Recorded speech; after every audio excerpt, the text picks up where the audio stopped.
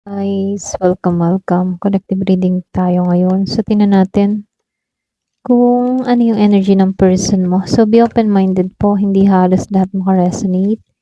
Thank you nga po pala sa mga nagsusubscribe, sa mga bumabalik. Maraming salamat. Give me the message. Ano yung energy ng person mo? Sa'yo, okay?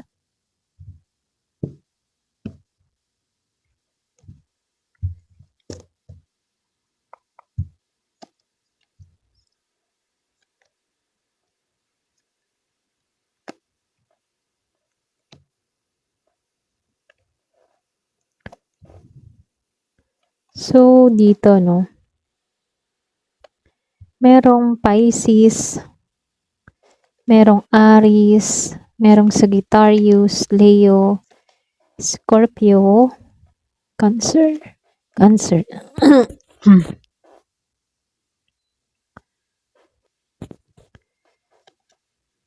So, meron ding Gemini, Libra, and Aquarius,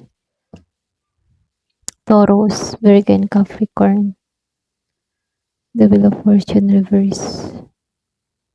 Ayan. So, start na tayo. Halos lahat andito, ha? So, dito, no? Lumabas ang Queen of Cups, Nine of Wands, upright. So, ibig sabihin, meron pa rin tong nararamdaman sa'yo.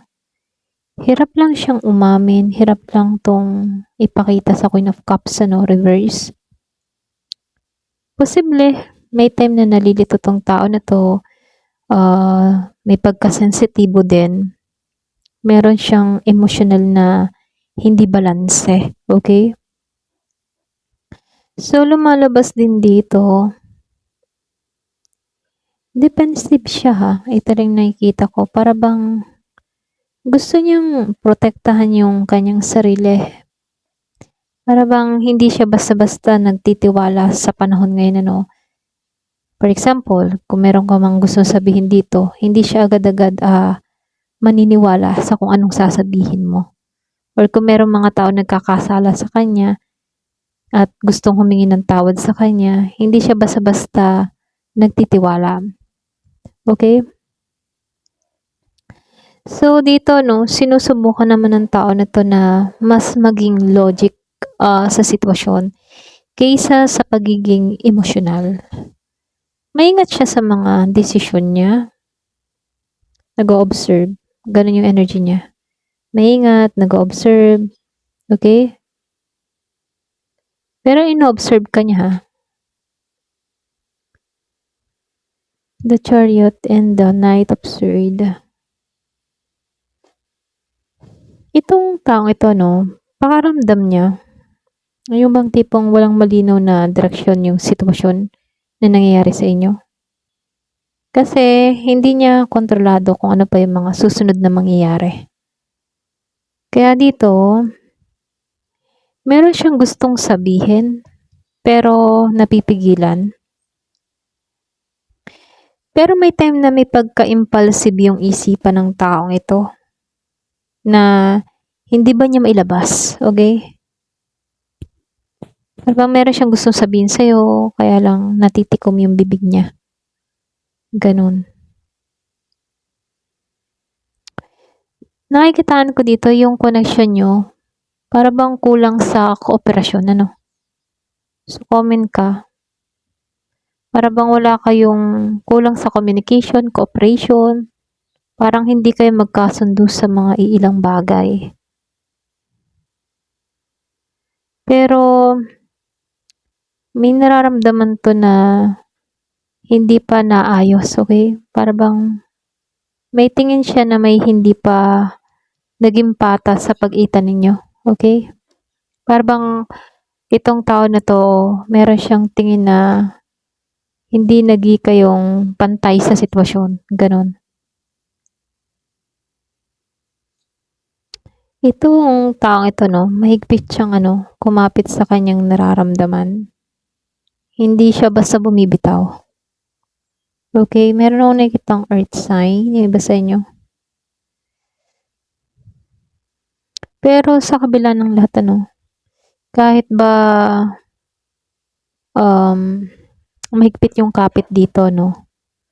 May part dito na gusto niyang pagbutihin, okay?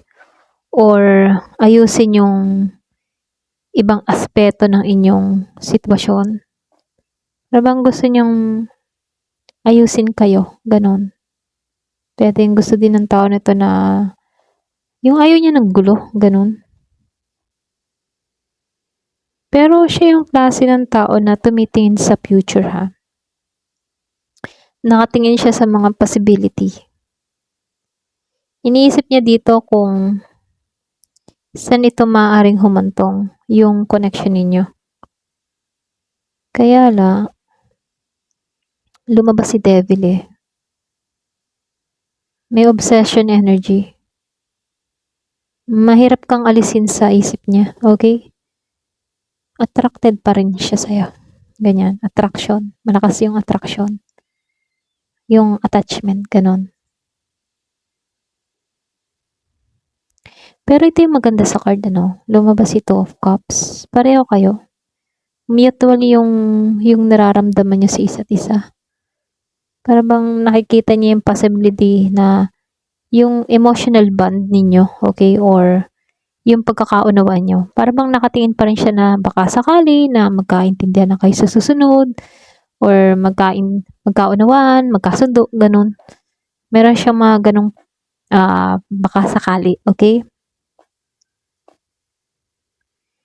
Pero siya yung klase ng tao na maisip.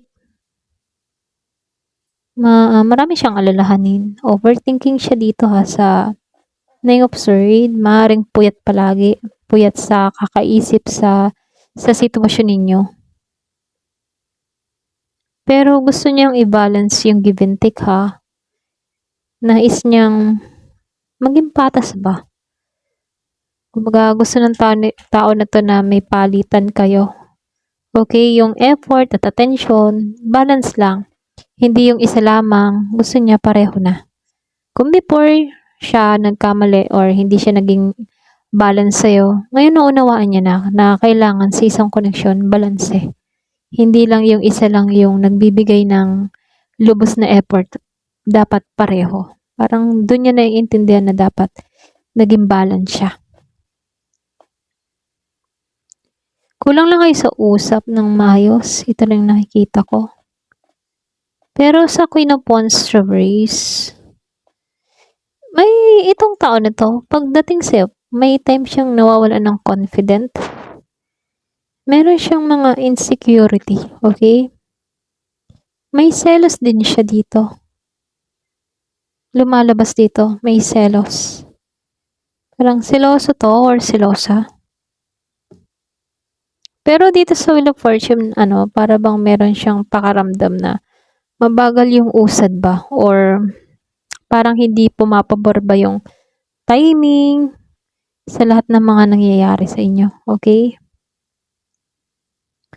Pero dito, nakikitaan ko kasi dito maraming mga hadlang. Gaya ng overthink. Dito sa na-observe, nawawalan din to ng direction dito sa Chariot.